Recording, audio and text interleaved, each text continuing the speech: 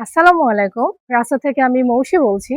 আজকে আমি আপনাদেরকে দেখাবো যে কিভাবে আচার সংরক্ষণ করতে হয়।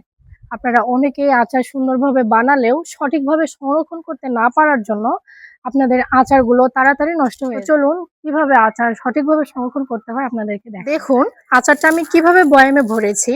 আমি কিন্তু কোনো জায়গা ফাঁকা রাখিনি। একদম পরিপূর্ণভাবে ভরানো হয়েছে। কোনো জায়গায় ফাঁকা অংশ নেই। কোনো জায়গা ফাঁকা থাকলে হয় কি সেখানে তাড়াতাড়ি ফাঙ্গাস ধরে যায় এবং আচারটা নষ্ট হয়ে যায়। আর আপনারা খেয়াল করবেন আচারের উপরের অংশে আমি কিছু অংশ তেল ভাসিয়ে রেখেছি। যেহেতু আমরা কোনো কেমিক্যাল প্রিজারভেটিভ ব্যবহার করি না, তাই এই তেলই হচ্ছে আমাদের আচারের প্রিজারভেটিভ। আর আচার রাখার ক্ষেত্রে অবশ্যই আপনারা কাঁচের জার ব্যবহার করবেন। প্লাস্টিকের জারে আচার তাড়াতাড়ি দুর্গন্ধ হয়ে যায় বা নষ্ট হয়ে যায়। সকলে ভালো ভালো আচার সম্পর্কে বা খাবার সম্পর্কে টিপস পেতে আমাদের সাথে থাকুন। আমাদের জন্য দোয়া রাখুন। আল্লাহ হাফেজ।